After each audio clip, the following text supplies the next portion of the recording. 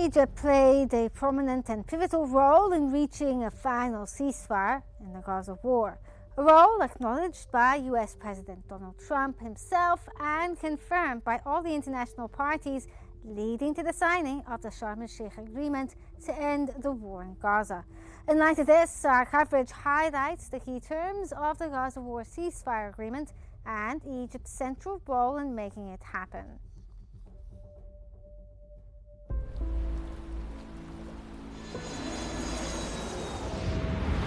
الآن في شرم الشيخ بتجرى مفاوضات لإنهاء الحرب.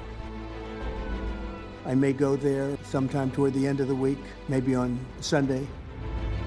لازم أسجل بتقدير واحترام شديد للرئيس الأمريكي ترامب على إرادته الحقيقية في إنهاء الحرب خلال جولة المفاوضات الحالية.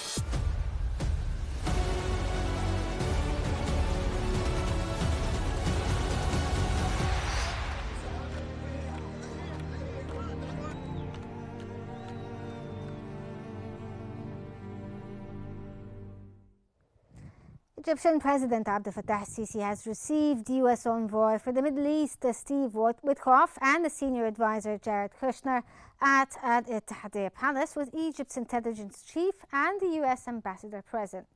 President El-Sisi welcomed the Gaza ceasefire deal and praised U.S. President Donald Trump's mediation efforts, affirming Egypt's readiness to cooperate closely with Washington on implementing Trump's peace plan.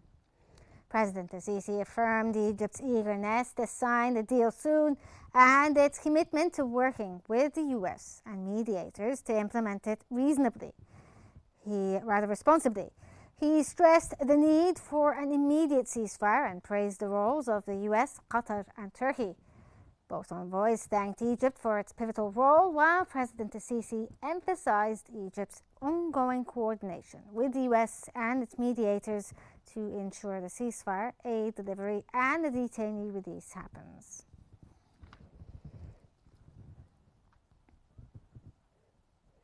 Egypt's President Abdel El-Sisi has said the world has witnessed a historic moment as the will for peace triumphed over the logic of war, announcing the Gaza ceasefire agreement from Sharm el-Sheikh. In a statement on Facebook, the Egyptian leader said the deal to end the war in Gaza after 2 years of suffering was reached under U.S. President Donald Trump's peace plan, with Egypt, Qatar, and the United States acting as sponsors.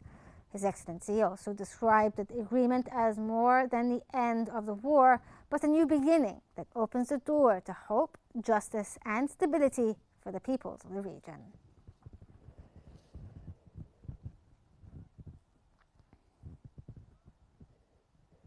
Egypt's Foreign Minister Badr Abdel-Ati departed for Paris to attend a ministerial meeting on post-war arrangements in Gaza, following what Cairo described as a turning point after the Sharm el-Sheikh peace agreement. Under U.S. President Donald Trump's plan, according to Egypt's Foreign Ministry, the Paris meeting, called by France, brings together top diplomats from Egypt, the U.S., the U.K., Qatar, Saudi Arabia, and several other countries, along with the European Union, to discuss mechanisms for implementing the newly signed Gaza ceasefire and the reconstruction efforts. Abdel-Ati also received a wave of calls from his Arab, African, and European counterparts expressing appreciation for Egypt's decisive role in facilitating negotiations and achieving the historic agreement that ended 2 years of war, secured the release of hostages, and enabled humanitarian aid to enter Gaza. He stressed that the agreement marks the closure of a dark chapter of suffering for the Palestinian people and the beginning of a new phase of peace and stability across the region. Earlier, Abdel-Ati said the Sharm el-Sheikh talks included pivotal regional participation and that U.S. envoy Steve Witkoff would join the negotiations. He added that several Arab states were expected to join peace accords with Israel once the Gaza war officially ends. Abdel-Ati emphasized that President Trump himself is the key guarantor for the deal's success, and that Egypt remains committed to turning the U.S. plan into a tangible reality that prevents annexation or the displacement and lays the groundwork for a political horizon towards a Palestinian state.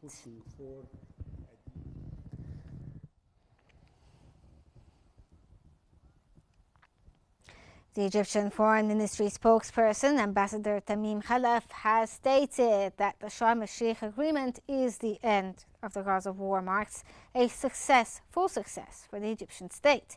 He emphasized that over the past 2 years, Egypt has been the Palestinians' true supporter, hosting numerous negotiation rounds. Recent regional developments, he added, validated Egypt's vision of addressing crises at its roots.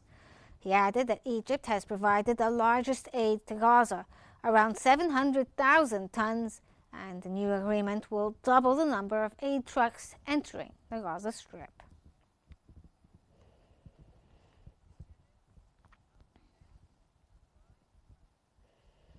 Palestinian Vice President Hussein al-Sheikh expressed deep appreciation for President Abdel Fattah al-Sisi's role in reaching a ceasefire agreement to end the war in Gaza.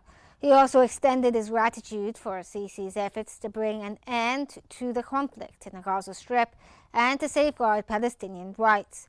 During a phone call with Foreign Minister Badr Abdel Ati, the discussions covered the terms of the agreement and the related arrangements, including the role of the Palestinian Authority in the next phase.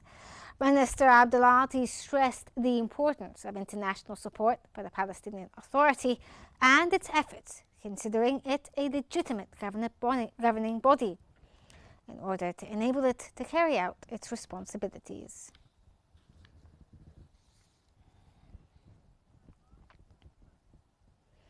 Al-Qahira News has reported that Egypt is stepping up its coordination and field operations to allow the entry of bulldozers and engineering equipment into the Gaza Strip as part of the urgent plan to support humanitarian relief. The goal is to clear and repair damaged roads to ensure the delivery of humanitarian and medical aid to various areas within the Strip. These Egyptian efforts come as part of an urgent humanitarian plan to reopen safe corridors and facilitate relief operations in coordination with the United Nations and several international organizations.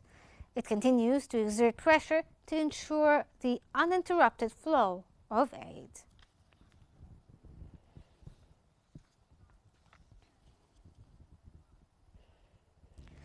Norway's Minister of International Development has visited the Rafah crossing from the Egyptian side to review the flow of humanitarian aid heading into Gaza. He was briefed by North Sinai Governor Major General Khalid Mujahid on Egypt's ongoing efforts to ensure the smooth delivery of humanitarian and medical assistance. During his tour, the Norwegian minister inspected aid trucks loaded with essential supplies for the Gaza Strip. Governor Khalid Mujahid outlined the measures taken by Egyptian authorities to coordinate the entry of humanitarian and medical aid in cooperation with international partners.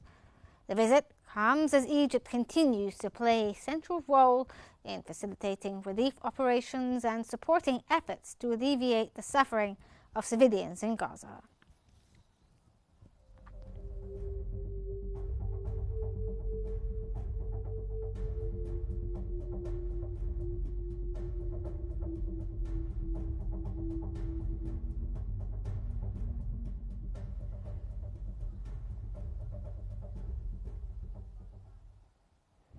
We now move to live coverage of the ministerial meeting taking place in Paris to discuss the day after plans and the reconstruction of Gaza. Now, it's very important and is under a framework for the U.S. proposal that U.S. President Donald Trump has offered, and it is very important to support this vision to make sure that we reach a permanent ceasefire and to reach stability in the Gaza Strip through a two-state solution, which is having a sovereign Palestinian state, and also to broaden the peace and normalization circle. And so this is what pushed us to, and also the plans that were proposed by King Mohammed bin Salman in the meeting with France, and maybe we can plan together the Middle East with Lebanon and Syria too. Everyone agrees that we need to support the U.S. peace plan, and we need contributions in every way. And when it comes to every point in the proposal, which is the security, helping with the security and reconstruction, and also with the temporary government, I worked a lot on this. We cannot forget that we need the Palestinians to understand and to be enlightened, and this is what's important now. What Trump mentioned, the right to self-determination. To have a temporary phase to reach a goal through which we can go to the next phases. And so this government, the international government, eliminates Hamas completely and get ready to have a Palestinian sovereignty, and this is in the framework of the U.S. proposal with what agreed to the New York declaration. Hamas needs to be disarmed, and then they need to dismantle the arms to reach a permanent ceasefire. We need to pressure Hamas when it comes to this, and to determine the short-term phases that we need to work on. Everything that has to do with the supplies and the corridors, everything that Hamas has used to create this mess, we need to focus on this to have stability, international stability, and we need to take the arms to enhance the security in Gaza with coordination with Jordan and Egypt, and also the European colleagues and the allies that are here now that have started to work with France to and also have started to work with our European colleagues to enhance the European role when it comes to this cause. And we have a role here within the framework of forcing international security. And in this framework, it is very obvious that we need an UN international security, and this is very important. That will allow other parties to give their support and put efforts, and we need a framework under the guidance of the UN. And when it comes to delivering humanitarian aid, to have the Palestinians, to give them a chance to heal and reconstruct Gaza, we need this immediately. We need to focus in this. We need to deliver aid, and it needs to start with them being careful and as urgent as possible, with under the surveillance of the UN and the Red Crescent, and with what complies with the humanitarian international law. And of course, there are some lines, some withdrawal lines that have been agreed upon in the plan that have been discussed. Short term, we need to help the Palestinians that have been suffering financially to have a role in the government, and we also need to help the Palestinian monetary organizations in coordination with Spain, the United Kingdom, Saudi Arabia, and other countries.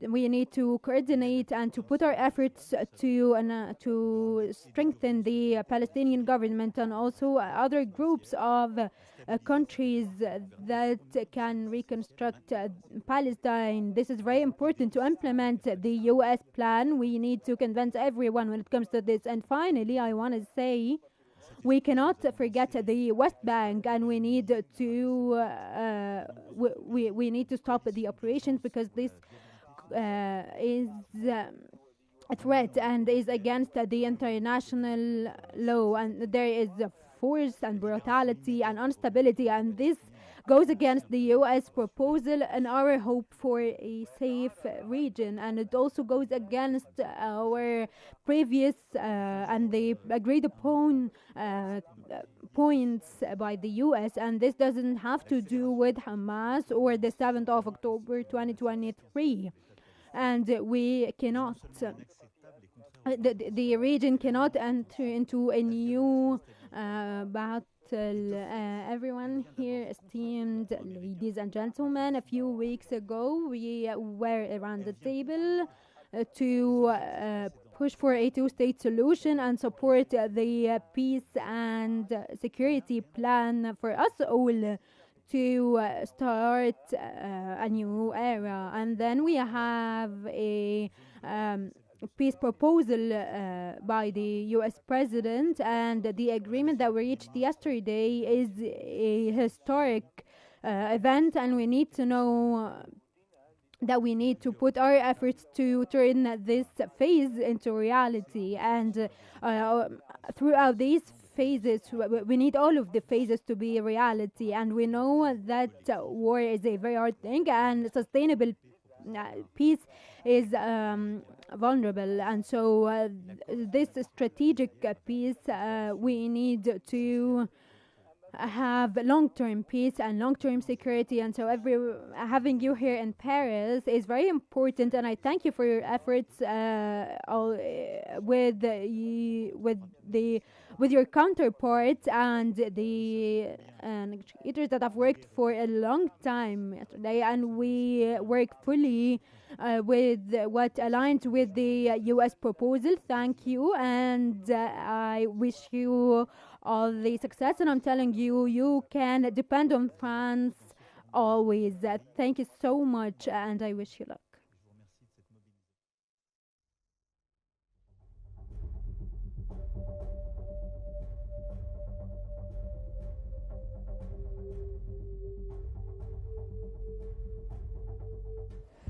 That was the speech that the French President Emmanuel Macron gave before the ministerial meeting with international partners to discuss the future and reconstruction of Gaza. During his speech, he talked about a number of different things, including that they have managed to reach a permanent ceasefire. And this is a step towards a two-state solution, calling it a historic moment as this has happened. He thanked the partners and the mediators, including Egypt, the US, and Qatar as well. He also discussed the plans for reconstruction within the Gaza Strip, and this is something that must happen, but he also said that it would be a good idea to include other nations within the region, including Lebanon and Syria. He discussed the idea of reaching past the first phase, that is, and this is a setup towards the second phase and possibly a permanent peace within the region, which aligns with the US proposal. He talked about the immediate need to have a flow and entry of aid to relieve the people of Gaza and help them move forward with their lives immediately, in addition to financial support to the Palestinians, both in Gaza and in the West Bank as well, to coordinate to help reconstruct the Gaza Strip, in addition to strengthening the Palestinian government and propping them up as well. He also obviously talked about the West Bank there, and that the annexation that's taking place in the West Bank is not just only illegal under international law and goes against the idea of a two-state solution, but also goes against the US plan, and this must be handled swiftly, and the annexation must end.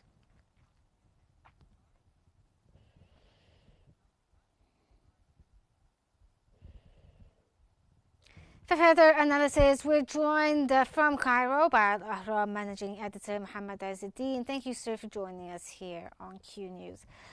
Firstly, sir, let's start off by asking, how did the coordination between Egypt and Qatar shape the final outcome that led to the Gaza agreement, and what made their joint efforts and mediations a success, in your opinion? Thank you for having me. Of course, the Sharm el-Sheikh talks and agreement are the most successful so far when it comes to mediation. The Egyptian insistence and President El-Sisi being insistent on reaching an agreement and not stopping, not even for a day. for trying to deliver humanitarian aid to the Gaza Strip, in addition to the diplomatic efforts when it comes to political leadership and President El-Sisi's connections, or the diplomatic efforts when it comes to the foreign policy. Egypt was very insistent in coordination with Qatar, of course, to reach a ceasefire and to stop the war in the Gaza Strip, and trying to everyone putting efforts and trying to end this. And of course, on top of the list is the US, which has a huge influence on Israel, and so these efforts have been successful when it comes to bringing together point of views to reach an agreement and to stop the genocide against the Gaza Strip, and then also reaching the objectives of all partners or all sides, releasing the detainees, stopping the war, delivering humanitarian aid regularly, and then in the upcoming phases when it comes to the reconstruction, and then opening the path to diplomatic solutions to reach a two-state solution. And so here Egypt has put so much effort, and President El-Sisi has been very insistent on the importance of stopping the war and putting all the diplomatic efforts to reach this resolution. And for the first time, we see all the mediators and all the parties on live, as القاهرة الإخبارية has showed. And so this means the trust.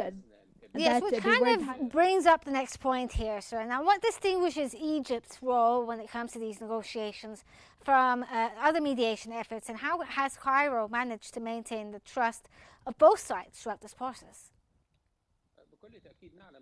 Of course, we know with Israel targeting Hamas in Al-Doha and the huge political issue here and what happened then the huge transformation to Egypt at its role being the closest and the country that's put on in so much effort, and the most caring country when it comes to the Palestinian cause. And so Egypt has been the basic and most important mediator, even if they reached or neared reaching an agreement, but then they countries put their trust in Egypt, and then also the path that Egypt has put to stand its place, to reach the Palestinian rights and to have a ceasefire, and then to prove its presence with trying to reconstruct Gaza in the past years, and then also delivering so much humanitarian aid, tons of humanitarian aid actually, medical supplies, food, air, fuel, to help the Palestinians. And so Egypt's role is very important here, and we cannot also forget the stability and the safety and the trust that Egypt has, and that enabled it to have negotiations that yes, were challenging, but they were the closest and had all the conditions after everyone agreed and recognized Egypt's role in trying to reach resolutions with the parties, and also Turkey's involvement in the latest phase. And so Egypt has the history and the experience to have these negotiations be successful and to guarantee the rights of all the parties and to stop the genocide against the Palestinians.